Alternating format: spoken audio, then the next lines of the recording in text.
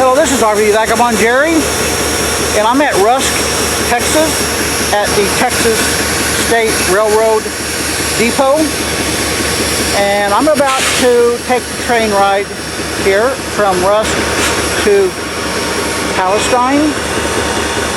They do this trip several times a week. It's only about 30 miles between the two depots, and it takes over an hour to get there. I think about an hour and a half to go the 30 miles. So after we get to the Palestine depot, then there's a cafe there where we have lunch, and then we take the train back here to Rusk, where I am staying in their campground. And at the end of this video, I'll tell you about the campground that is right at the depot. This shows some of the sites along the way, and this tells all about it. And the other side tells you about the rules of the rails. So hop on board with me, and I'll show you some of the sites along the way. It's just about boarding time, and I notice they have this plaque here that tells about the history of the Texas State Railroad.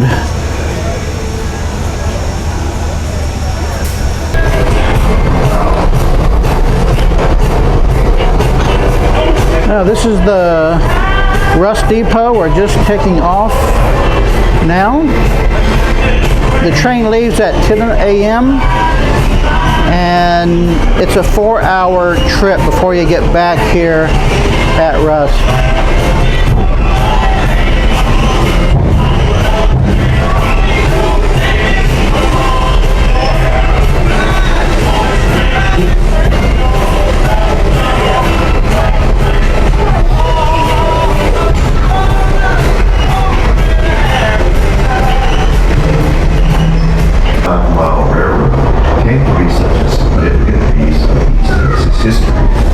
Located north of the city of Rusk, was the state's second prison for convicted felons.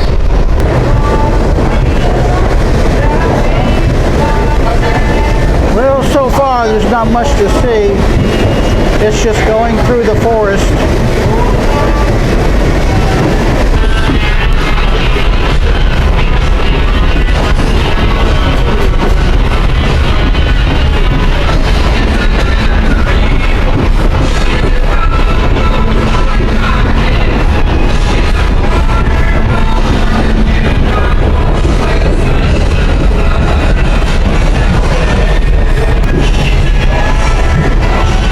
They said the train goes 15 miles an hour on the trip to Palestine, and then on the return trip they speed it up to 22 miles per hour. Wow, there's a nice house. Working long hours in Maydale, filming The Long Summer of George Adams, starring James Garner and Joan Hackett. The plot was about a steam locomotive handyman working in Cushing, Oklahoma around 1952. Maydale had been transformed into Cushing, a complete movie set, including the current railroad depot, a hotel across the street from the depot, and a post office. All display prominent Southern trading. He had been on the road all day, and he was headed for the Dallas area. He was totally exhausted as he approached Maydale when he saw that sign saying Cushing city limits, and then it's also 50 miles. It was at that moment when he slammed on his brakes.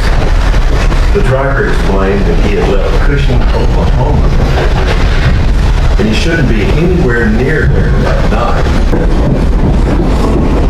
The fireman opened up the firebox after saying a few nice words about the mistake.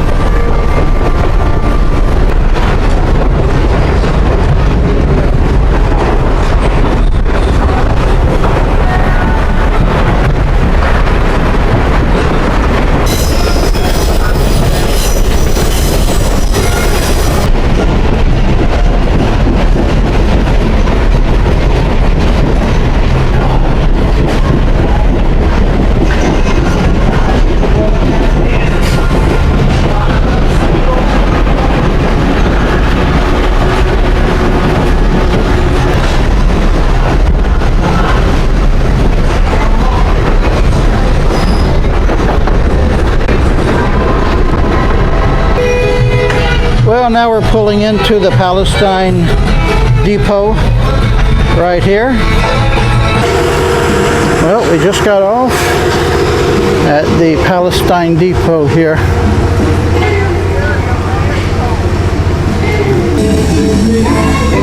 They got this map of Palestine here.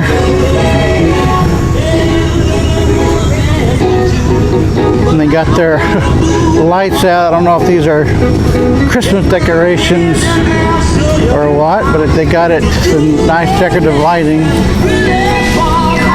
Looks like they have some kind of events here from time to time.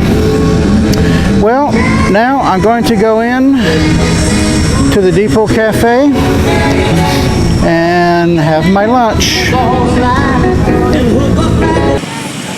While I'm having lunch, they're moving the engine around to the other end of the train. Nice engine. A lot of maintenance goes into those things.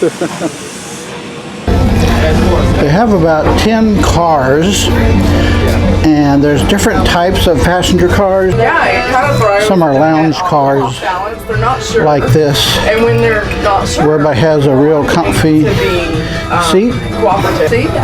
And then some of the cars are like this.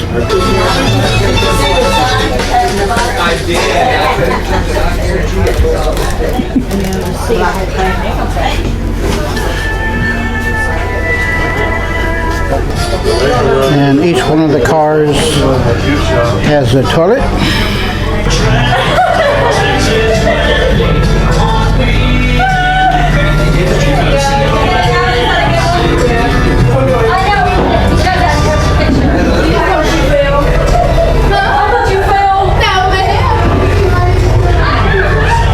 Then some of the cars have benches and tables like this.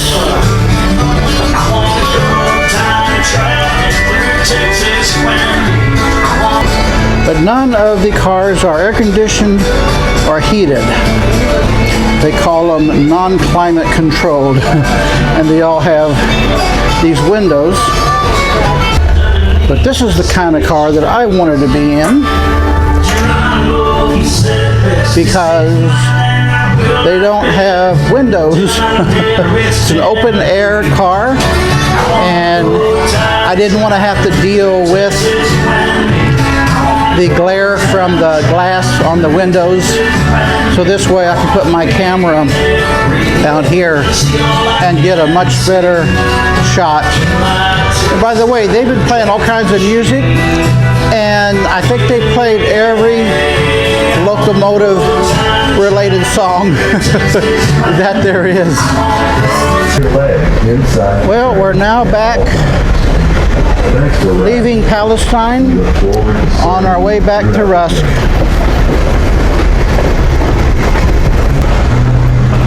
Our 50-mile round trip from Rusk.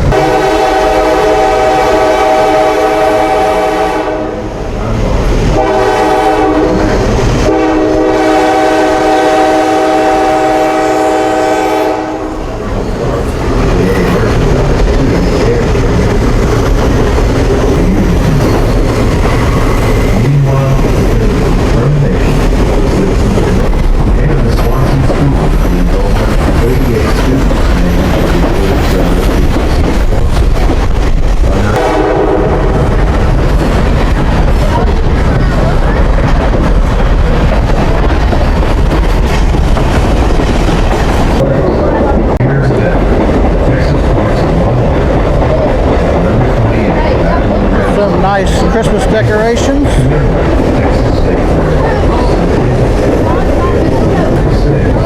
For the most part,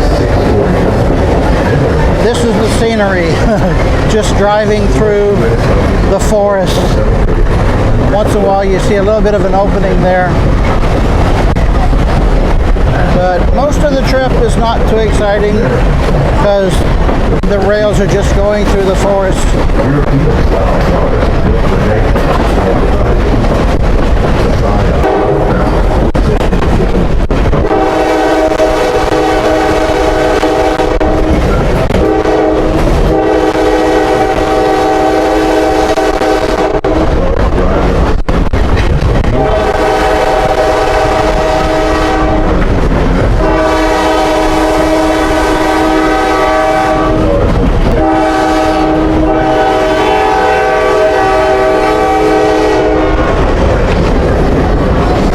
They blow their sirens or their whistles whenever they are approaching any kind of road crossing.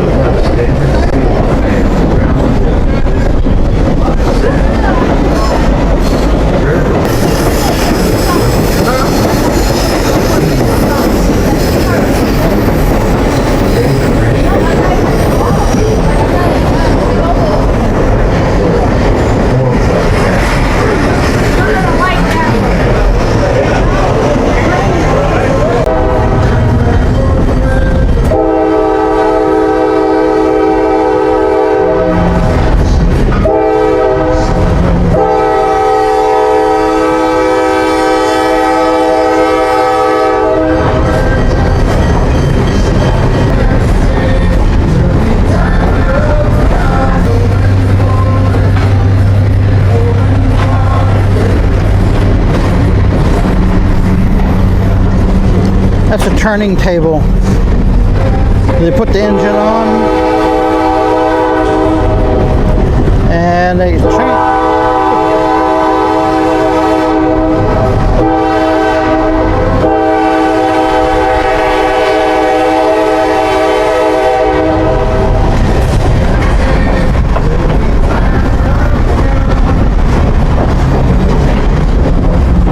How would you like to live here? About 60 feet from the railroad tracks. And the mysterious cold case. The suspect, George King.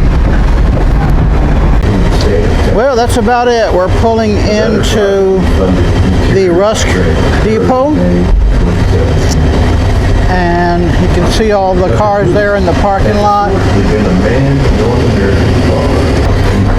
Sleeping accommodations and cooking facilities. The most notable feature of the caboose is a small window. I want to end this video by showing you around the campground. So here is the map, and the depot is right here, which is a very short walk to the campground. And these campsites are all full hookup. In blue is water and electric RV sites, and these are water and electric sites, but only for tents or pop-up campers.